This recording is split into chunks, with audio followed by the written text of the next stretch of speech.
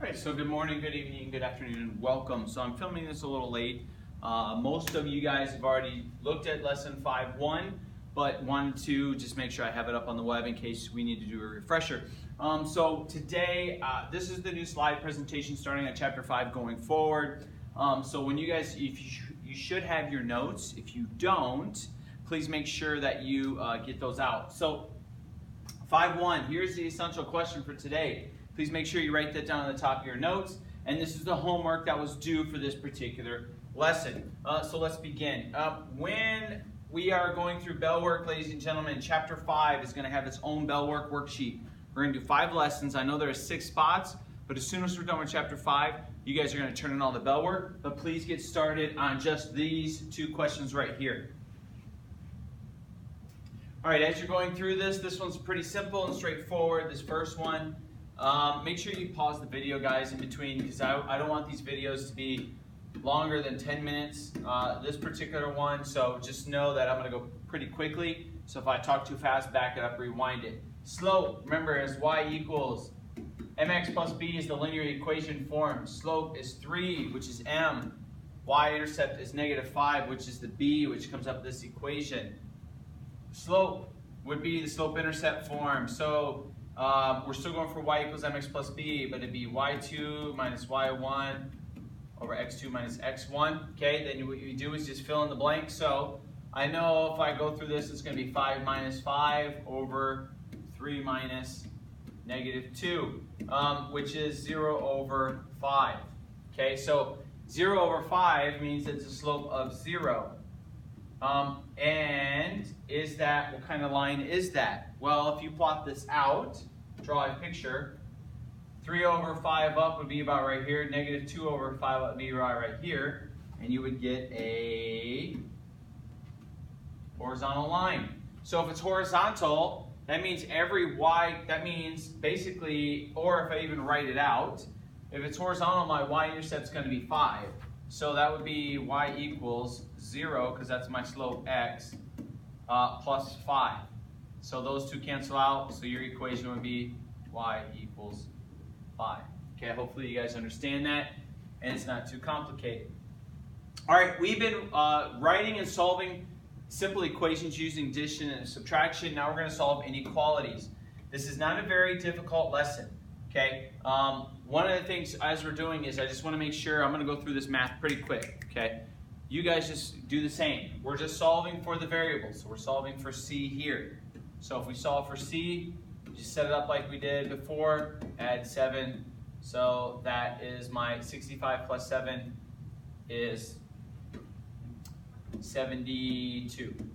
There's your answer. Okay, if I were to plug 72 in here, I would get 65 is less than or equal to 65, so it's got to be a number greater than 72, like 73. If I put 73 in here, then it'll be 66, and 66 is greater than 65. So that's what you're trying to do. Know that, and I'll only do this for this first one. After that, I'm not going to do it. I'm looking for a number greater than 72, so if I put 73 minus 7 is greater than 65, if I solve this out, it's going to be 66 is greater than 65, and is that a true statement? Yes, it is. So we're looking for true statements on this, okay? All right, do this one real quick. On your notes, ladies and gentlemen, it would just be add 8 to both sides. So you get 30 is less than m, or greater than m. This one would be add 14. Okay, if you do that, you'll get d is greater than or equal to -5. All right, simple enough. Okay, on your notes, now we're going to do subtraction. You don't really do any type of changing. That graphic that you saw before is just kind of a little note that's on your annotation. You'd subtract 23 from both sides on this one. X is greater than, and that would be -9, okay? X is less than -9, sorry, I said that wrong. So, simple enough, correct? All right, you guys do the next one. All right, you would subtract 8 from both sides, and you would get P is less than or equal to 18. Or not 18, sorry. I was looking at it, 10. Okay? Hopefully you guys get that. All right, now what we're talking about is here are your phrases. It's on the back side of your notes. greater than, less than, equal to. We need to know this for when we start to write out equations, okay? But first what we're going to do is now we're going to graph a solution set. All right, two things that I just want on your notes is that we have a closed, let's call it a closed interval and an open interval. Closed intervals are on greater than or equal to's. Open is when it's less than or greater than, okay? The reason is that a closed interval represents, it includes that number. Okay, so we're looking at, because it's equal to, you can put an equal to number on this side. All right, if it's an open interval, that means it's less than or greater than, but it's not equal to it. We want to go right up to that number, but we can't go beyond it. Okay, so first thing we're going to do is solve this for n. Okay, these are relatively simple. We subtract 12n from both sides. You have negative 4 less than or equal to n. Okay, so we have a less than or equal to, so it doesn't matter on your number line where you put it, but I'm going to put a closed interval, and it's going to be the negative 4. Now what I want you guys to do is just pick two random numbers greater than negative 4. I'm going to pick a 0, and this is not to scale, okay, and negative 10. I always like to try to deal with negative 10, 0, and 10 if possible. Makes it kind of simpler. So what you have to ask yourself, okay, is now I'm going to draw out two statements, and you put your two numbers down. Okay, and then you ask yourself, ladies and gentlemen, which one of these is a true statement? Okay, is this a true statement? Is negative 4, is negative 10 greater than or equal to negative 4? The answer, ladies and gentlemen, is what? That is an obvious no. This is a true statement. 0 is greater than or equal to negative 4. So since it's greater than, ladies and gentlemen, you want to head towards the truth. Okay, what you're doing is what you guys need to understand is true or false statements, plugging in numbers and finding out which way a graph goes. Because when we do systems of equations and graphing later on, you guys need to be able to figure out which way on a number line you go, left or right. So you plug in a number to see if it's true or not. This is a true statement. Okay, so since it's true, you head towards the truth. All right, your turn, ladies and gentlemen. All right, simple enough. Subtract 9. Hopefully you guys did it. The negative 9, negative 1, and n. And then this one here would be minus 4h. Doesn't matter which way you go, but what you're trying to do is eliminate the variables so that way it also creates less work. So if I had you want to kind of make sure it's the easiest way to solve it. Sometimes I heard people say subtract a smaller variable. That's fine, go ahead and do that.